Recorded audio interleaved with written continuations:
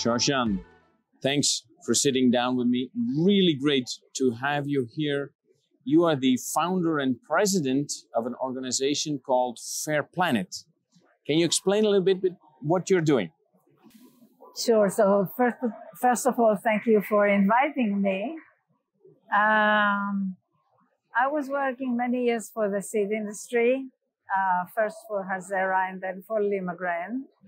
I understood that the basis for the food supply in the world are seeds, and are not accessible to smallholder farmers in developing countries. And I had a very developed network within the seed industry because I was in charge of research collaborations, intellectual property, and also headed the genomic expert group of Limagren. Okay. So through all these meetings and all these collaborations, I knew many people at the seed industry. And I thought to myself, something needs to be done to bridge the gap between the best seeds in the world and the poorest farmers. And when you look at it from a business point of view, it's a very tough task to take because the smallholder farmers are not only small-scale farmers, but many times they are illiterate, they are distant from each other, they don't speak any international language, and many times they don't know how to even approach precise agriculture. They don't even know the existence of high-quality seeds. Many of them are using farm-saved seeds or locally purchased seeds. And what I understood that something needs to be done to bridge this gap. And I admit I was naive at first, but I think you need to be naive to jump into such a big mission. So based on my network and my naiveness, I should say, I decided to leave the private sector and to start a non-profit organization, Fair Planet, to bridge the gap between the best seed in the world and the poorest farmers. Okay. So, of course, to do that, I need to partner with the seed companies. Gosh. So the first task was bringing seed companies on board. And how do you do that? So you rely on your network and your passion. And I just started to talk with relevant people in the industry. And I used the combination of reasons to join Fair Planet in this effort. On the one hand, maybe the short-term hand is doing good. The seed world is a wonderful world, really. As a seed expert, I can say. The seed experts are agronomists. They are close to farmers. They understand soil, water, plants, and they want to help farmers. So doing good with the seeds to help smallholder farmers that are in hunger-stricken countries is something that I knew will appeal to the people. On the other hand, I do believe, and now I can show, that smallholder farmers, once they have access to high-quality seeds and they learn good agricultural practices, how to get the best out of the seeds, then they improve their productivity, they improve their income, and they become potential customers of the company. seed companies. Yeah. So short term, doing good, longer term, building your market in this hundreds of millions of smallholder farmers in Africa, but also elsewhere. Yeah. So I approached the seed companies. I got some seed companies joining on board. So, of course, the first one was Limagran, because that was my natural habitat, I should say. Yeah. And then Syngenta and then Zazaden joined immediately. So from day one, I had 3 good seed companies on board. On the other hand, I needed to study the needs of smallholder farmers in Africa. So to do that, I went into exploration mission to Kenya and to Ethiopia to create contacts, to understand the market, to get the feeling of what is needed. Coming back, I'm based in Israel. Coming back to Israel, I said to myself, okay, the solution is on one hand, the need is on the other hand, but now I need a team. I was in charge of research collaborations, that's fine. I have a good network, fantastic, but I need people who know how to do variety trials, how to advance seeds from one stage to another, and of course, training will follow. So what I did, I used my enthusiasm to get people on board, good people on board. And the first person I recruited to join me is Dr. Alon Haberfeld.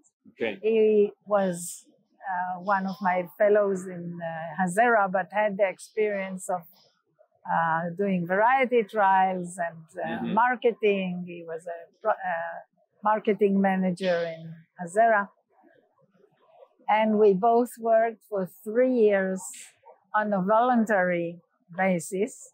So we kept our day jobs for 3 years. Sure. And we started talking to the seed partners on one hand, traveling to Ethiopia. We started in Ethiopia. On the other hand, we collaborated with Mashav, which is the aid organization of Israel, who gave us the platform, the operational platform, and the legal platform to work in Ethiopia, and started to do variety trials and to attract the local Bureau of Agriculture and lead farmers who were really amazed by the performance of the different varieties on the ground. And the difference in yield and quality was no surprise. Amazing, because local seeds are deteriorated, they are not properly processed, and so on. So the difference in yield and quality, and of course, price in the market, was very convincing. And that's how we kind of gradually built a local collaboration with the Ministry of Agriculture, the Extension Service, and starting the training and extension activities. Yeah, wow, that's quite a history. And so you've been at it for quite a number of years now. Can you share some achievements of Fair Planet? Of course.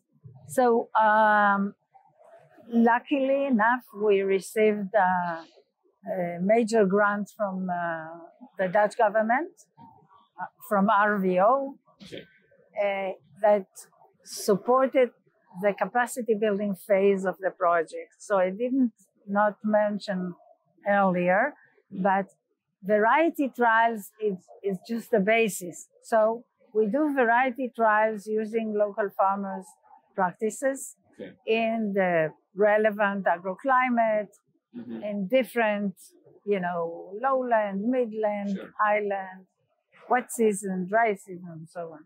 Okay, Now we have good varieties, but how do we reach the farmers? And luckily, the government of Netherlands granted us a subsidy to complement the budget. We were supported already by the seed companies, the partner seed companies. Meanwhile, others joined. So East West Seed joined, BASF joined, and Bayer, now Taki and Sakata are on board, Peugeot is on board. So we have 9 partner seed companies.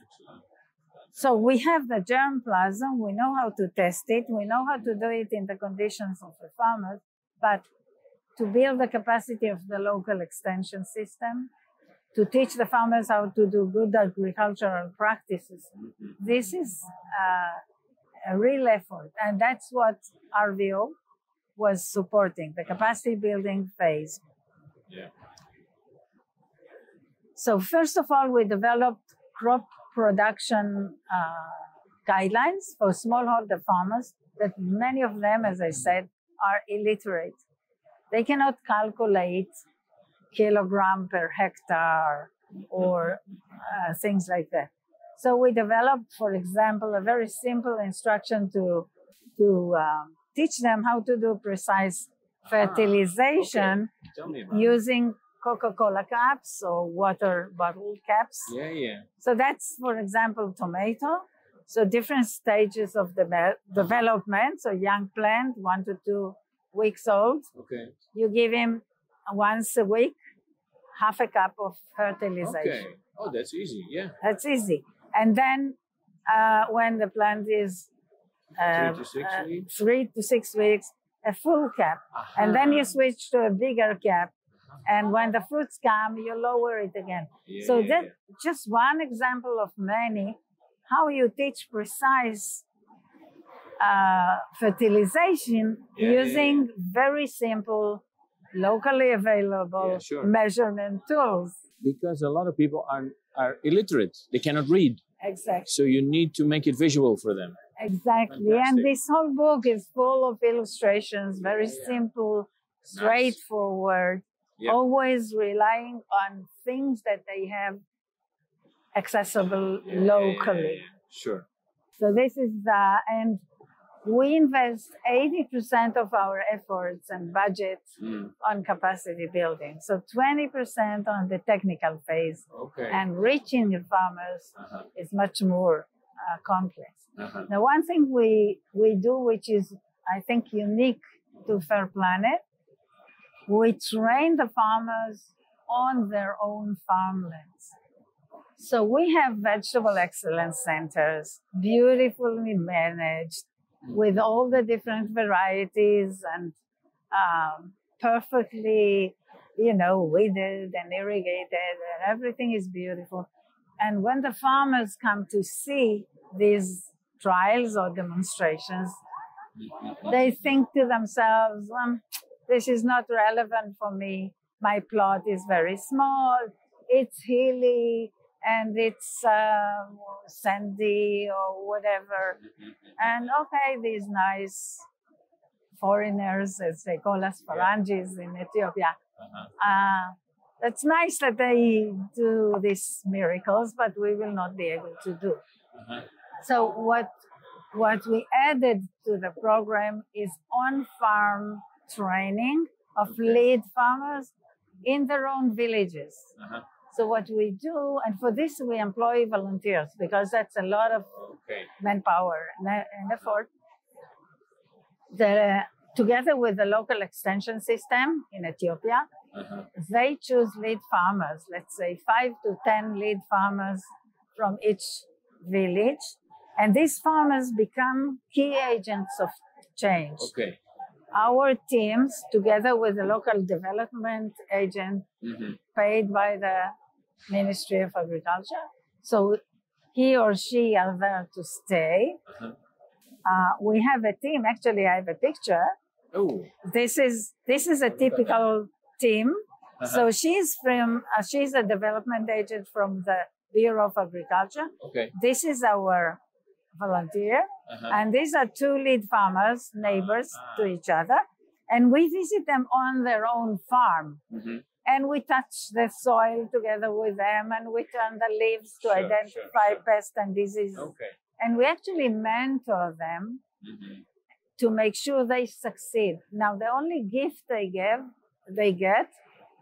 it's not even a gift. We give them a sample of seeds or seedlings for 1,000 square meters. Because this is a practice in the seed industry. I live in a kibbutz in Israel. We grow carrots. And when there is a new variety coming from one of the seed partners, they would give the grower a sample of a new variety. And if it's better than the old one, then you switch to the new variety. So we look at the farmers in Ethiopia the same way, or in Africa the same way. We give them a sample. And when they succeed, not only they trust themselves and buy the seeds for the next season, their neighbors see not only the agronomic success, but the economic success of these farmers, and they start to copy and to practice the same improved farming practices.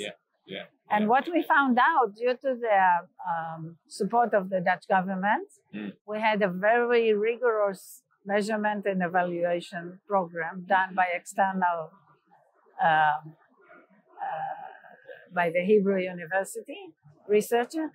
And they found that for each lead farmer that we trained very intensively, 30 neighbor farmers. 30 to 1 along the years. It's a 5 years project. So it's like circles, like in the water, you know. Diffusion, we call it diffusion. And part of the research of the Hebrew University was to understand what is the added yield that the neighboring farmers made compared to the national average. And across the different vegetables, it was 3 times 0.1 more yield than the national average. Wow. Now, more importantly, we measured the income of the farmers, because we asked the farmer every week, because we visit them every week, how much you harvested and what was the price in the market. So we have an economic analysis of the lead farmers, and she sampled neighbor farmers in a similar way. And then we calculated the average additional net income from high quality vegetables and good agricultural practices. And this was $470 net income from 1,000 square meters. And that gives them a start. And then she surveyed what happened to the families. So 96% of the families reported improved nutrition. 45% reported using the additional income to send the children to school, which is very impactful for their future. And what astounded me, she found that 96% of the farmers reported opening saving accounts. And these are farmers that were subsistence farmers. You know, living from hand to mouth. And every, drought or push them back to malnutrition. Now they are saving and they can reinvest in agriculture. And just to give you very quick individual example, a lady that was trained by us to grow tomatoes, she used her profits to buy cows, and she's selling milk to her neighbors. They don't have refrigerators. So she's now making a living by selling milk. But the start to enable her to buy the cows was from growing vegetables. Another guy in East Ethiopia, he saved money from tomatoes, more money, And he bought a tractor and is now renting it out to his neighbor for $25 per hour, which is more than I pay in my kibbutz. Yeah. Good. But when you compare it to renting oxen that need to work, I don't know, 2 days to plow your... Same work for the same and job. the tractor is doing it in 1 hour, then it's... Pays off. Pays off, and he is making... he's developing economically. You know, it doesn't need us anymore. Amazing. Wow, very nice. I heard that you recently started a project in Rwanda. Can you tell me a bit about that? Yeah, this is an initiative of ISF, the International Seed Federation. So ISF has launched initiatives to be more involved and boots on the ground to help farmers and to show that the seed industry is developing solutions. And I think in a very broad sense to show the world that this industry is doing good and that it can do even better if it will access smallholder farmers. I don't know if you are aware, but the World Bank issued a report in 2017 saying that seed are the most important input to safeguard the success of the farmer. Of course, we know it as seed experts, but it's nice that the World Bank is now recognizing it. And ISF is engaged in many policy discussions with the FAO, with the UN entities, with the World Bank, and so on. And we all know that COVID, together with the Ukraine crisis, pushed a lot of poor people backwards. So ISF approached Fair Planet with a suggestion to do a flagship project in Rwanda using the lessons learned by Fair Planet, because we already knew how to work with multiple seed companies. So we have this very good experience. We have excellent results in Ethiopia. And they suggested, and also we suggested, to do it in Rwanda as a model project, as a flagship project, that once we are able to change the needle in Rwanda, which is not such a big country, this could be copied later to other countries. But there is a difference in that flagship project in Rwanda. It will involve not only vegetables, but also staple crops for calories consumption, potatoes, and legumes for protein. So touching the main food pillars that a country needs to improve the local nutrition, the agribusiness. And of course, this will allow all the partners of ISF to be involved in this project, not only the vegetable sector. Wow, fantastic. Good luck with the project. Shoshan, we are here at the ISF World Seed Congress, and we are literally surrounded by seed companies. True. They're everywhere. How can they help you with your mission? Oh, very good question. So we, together with ISF, we identified two ways. So I'll start with the easy one. Seed companies that have no direct interest in Africa or do not have crops that are relevant for Rwanda, they can just help by sponsoring the project budget. But more importantly, we are looking for partners. Partners are seed companies that do want to advance their germplasm into Rwanda and later into other countries in Africa. And so it's a combination of varieties to be trialed, but also supporting the project budget. And we identified levels of partnership because it's an ISF project. We want it to be transparent and visible. So every seed company that wants to join, so they can contact us, and together with the advisory board that is ISF and Fair Planet, we will explain the levels of participation, what it entails. It's a 5 years project, so we need long-term commitment. We know these processes are long. Another uniqueness of this specific project is ISF will engage with the enabling environment, regulatory issues to improve them, to lower the barriers to come into Africa or to Rwanda and then Africa, policy discussions with the government. So it's a joint effort by ISF and Fair Planet.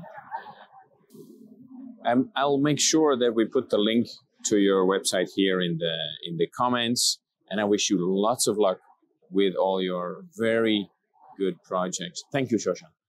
Thank you. Thank you for inviting me.